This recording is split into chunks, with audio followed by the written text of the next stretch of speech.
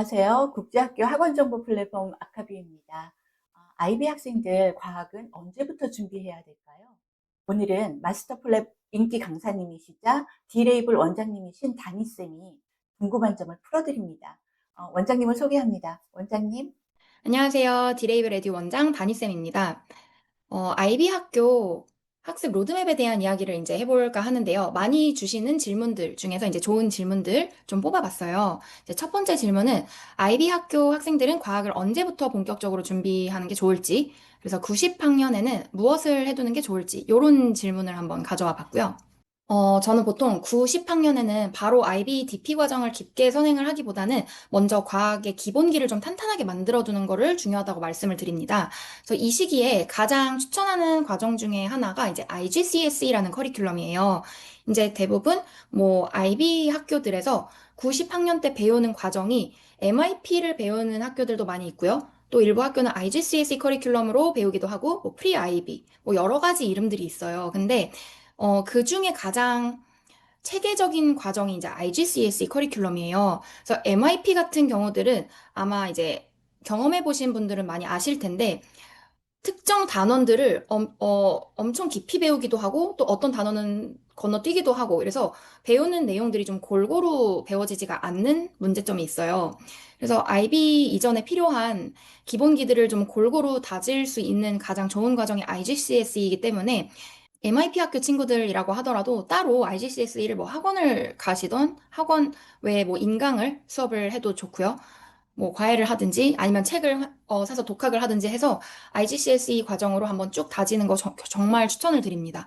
그래서 보통 IB Year 1 이제 시작할 때 수업에서 한 클래스에 이제 학생들이 여러 명이 있을 때 특별히 잘 따라오고 문제 엄청 빨리 정확하게 풀고 이런 친구들이 있어요. 그럼 저는 꼭 물어보거든요. 혹시 IGCSE로 미리 배워왔니? 하면은 10명 중에 9명은 맞다고 합니다. 그렇게 이미 IB 시작할 때 출발점 자체가 굉장히 앞서 나가는 경우들이 많이 있어요. 그래서 반드시 IGCSE 과정을 통해서 꼭 한번 쭉 정리를 해주는 거를 추천을 드립니다. 그래서 본인이 다니는 학교 자체가 이미 IGCSE 커리큘럼을 운영을 하고 있다면은 이 시기를 굉장히 잘 활용을 할 수가 있겠고요. 또는 그렇지 않다고 하더라도 학교 외적으로 이제 IGCSE 과정 한번 정리하는 거 굉장히 좋고요. 또 경우에 따라서는 학생들마다 이제 개인적인 플랜들이 다 있기 때문에 10학년 정도에 뭐 AP를 한두 과목 미리 따놓는 경우들도 있어요. 그래서 이 경우는 IGCSE보다는 좀 더 학습 부담이 커질 수는 있는데 이제 그런 방법도 있다라는 거 그냥 소개를 드려보고요. 또 IGCSE 내용이 이미 충분히 잡혀 있고 나는 과학을 좀 잘해서 좀 더 도전적으로 공부를 좀 더 어려운 것까지 해보고 싶다 하는 친구들은 어 10학년 되기 전 여름방학 정도에 1년 정도 먼저 선행을 이제 시작을 할 수가 있어요. IB Year 1 과정을 1년 일찍 땡겨서 시작을 하는 경우들도 있습니다. 그래서 이 방법은 뭐 반드시 정석적인 루트는 아니지만 좀 더 과학을 잘하고 좋아하는 친구들은 이런 방법도 고려해 볼 수 있다라는 거고요. 뭐 IB 전체 범위를 내가 빨리 끝내겠다. 여기에 이제 목표가 있는 것은 아니고요. 그냥 11학년에 DP 시작했을 때 이제 처음부터 너무 이렇게 학습 부담이 커지지 않도록 이렇게 좀 기반을 만들어 두는 거라고 생각을 해주시면 좋을 것 같아요. 그래서 정리를 해보자면 9, 10학년 학생들에게 가장 강조를 하는 거는 과학 개념을 겉핥기식으로 빠르게 쭉 배우는 게 아니라 개념을 조금 정리를 잘 하는 거. 그래서 정확하게 조금의 범위를 배우더라도 정확하게 이해를 잘 하면서 처음부터 이제 기본을 잘 챙겨야 되고요. 또 하나는 실험에 대한 것들을 요 시기에 잘 배워두면은 나중에 굉장히 도움이 많이 돼요. 그래서 실험의 디자인이 왜 이렇게 됐는지, 그리고 실험 결과를 그래프랑 같이 해석을 하는 것. 이것도 굉장히 나중까지 써먹을 수 있는 좋은 능력입니다. 마지막으로는 90학년 정도의 국제학교를 처음 들어가는 친구들도 있고, 뭐 한국 학교를 다니다가 그 시기쯤에 이제 유학을 가는 친구들도 있고 해서 9학년 정도에는 아직까지 영어가 엄청 익숙하지 않은 친구들이 꽤 많이 있거든요.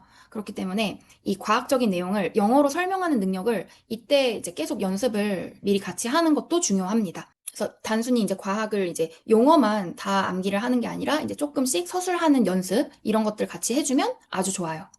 다음 질문으로는 이제 IB DP 과목 선택할 때 SL, HL 어떤 기준으로 결정을 해야 되는지 하이레벨 세 과목을 무슨 과목을 해야 되는지 이제 가장 많이 고민을 하시는 것 같아요. 가장 많이 질문을 또 해주시기도 하고요. 일단 첫 번째로 제일 중요한 게 전공 적합성이죠. 내가 의학대를 목표로 한다. 또는 뭐 생명, 화학 계열 목표로 한다 하면은 바이오, 캠, 매스 하이 레벨이 기본 룰이에요. 그래서 흔히 BCM이라고 부르는 조합인데요.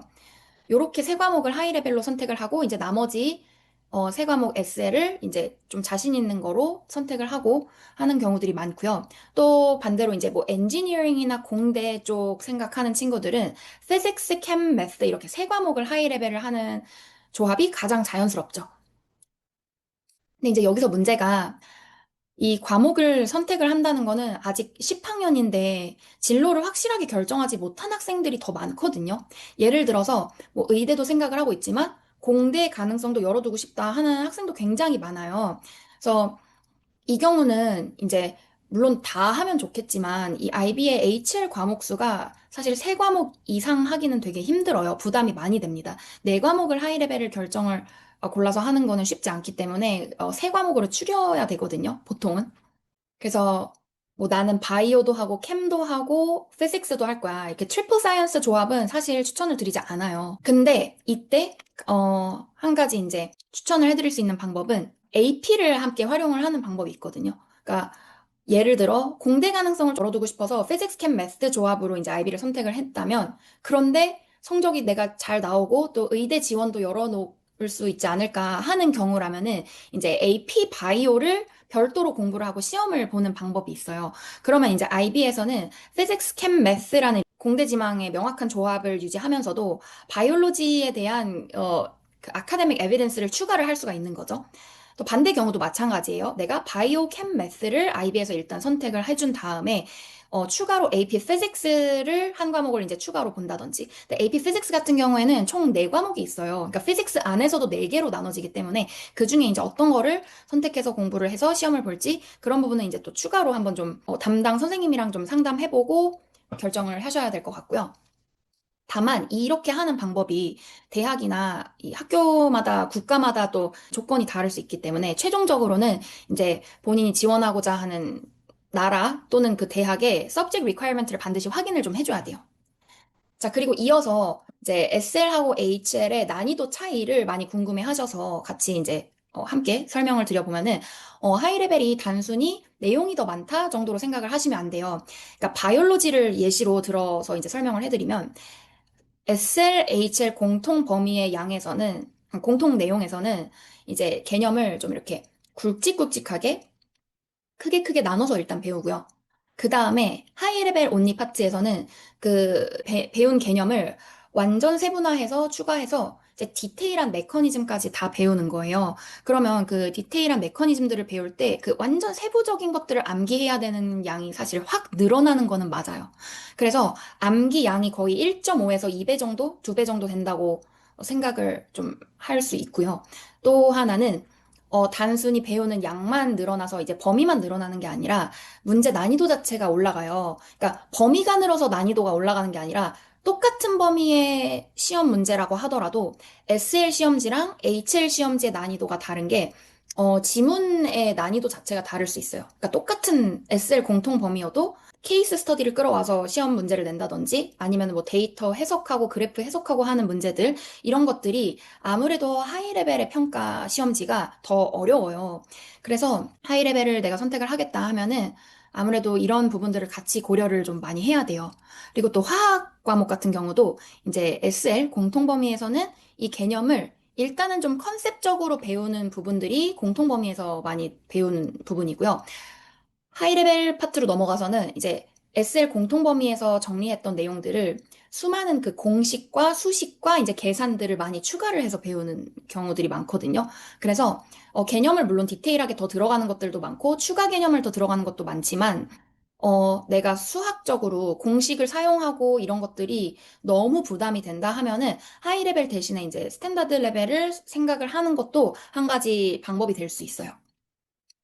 그래서 정리를 해보자면 과학 과목을 선택할 때는 이제 세 가지를 같이 봐야 돼요. 첫 번째, 전공 적합성. 두 번째는 이 현재 학생의 학업 수준.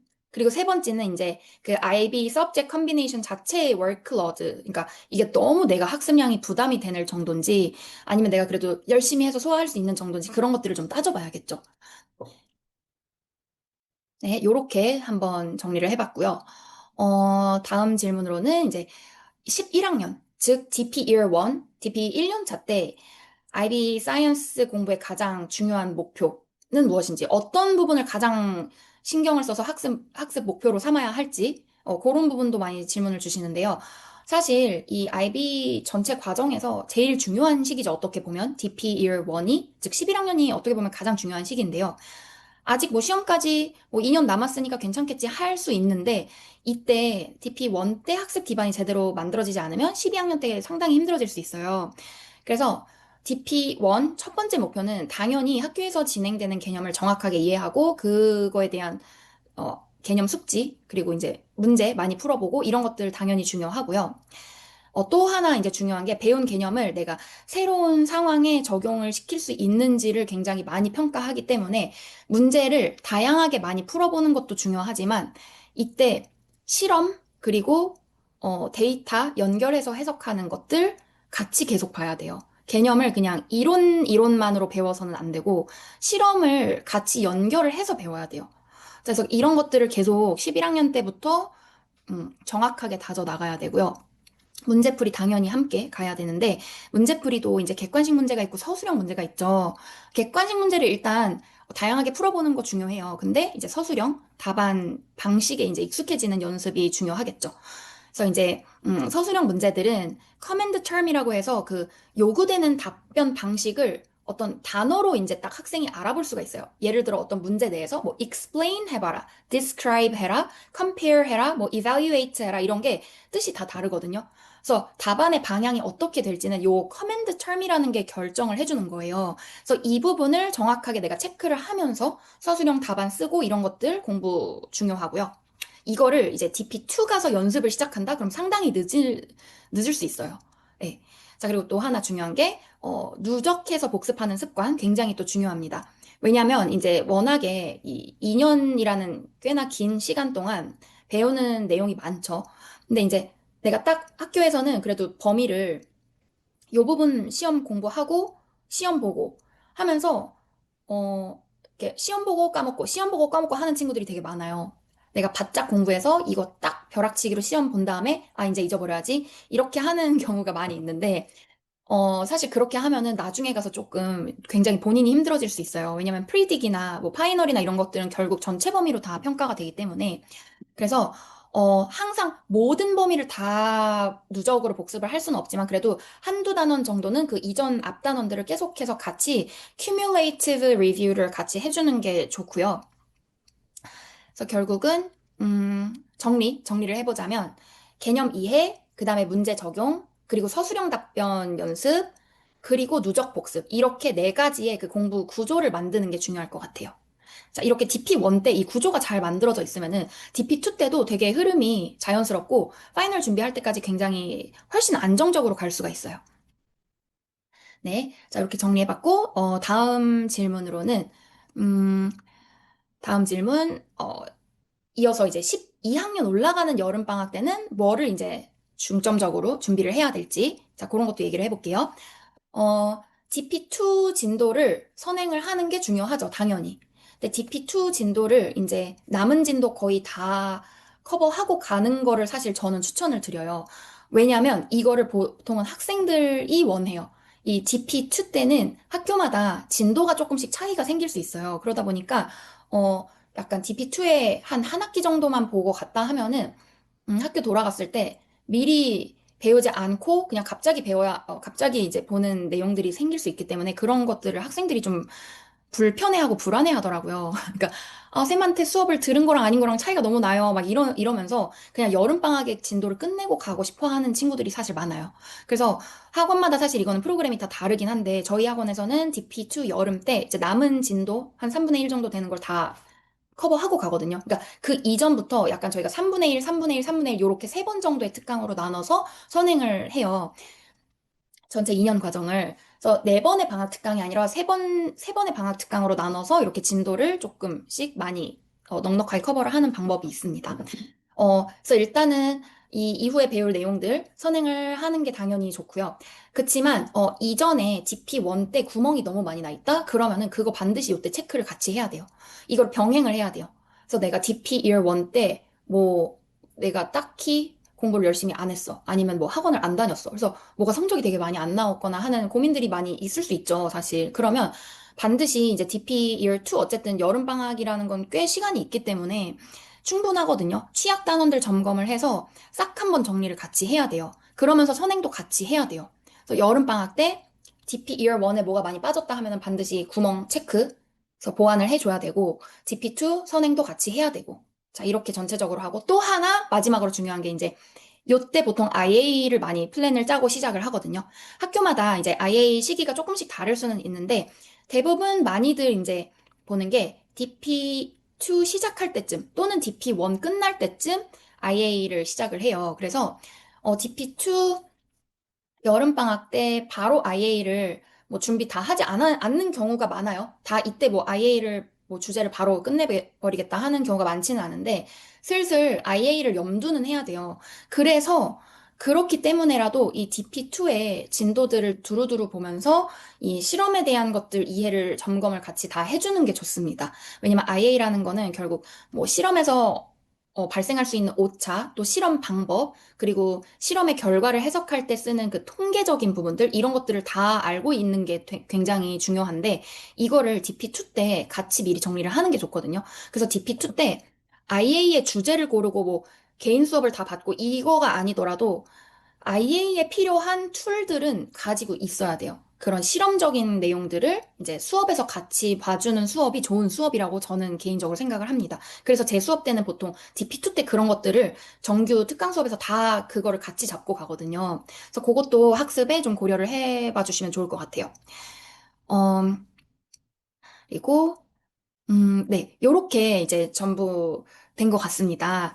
어, 이 IB 전체 학교의 이 커리큘럼 따라서, 그러니까 IB 디플로마 과정 시작하기 직전에 한 90학년부터 이제 그 이후 DP1, DP2까지 이제 어떻게 공부의 플랜을 짜야 할지 이런 것들을 한번 쭉 질문 정리해서 설명을 준비해 봤는데요.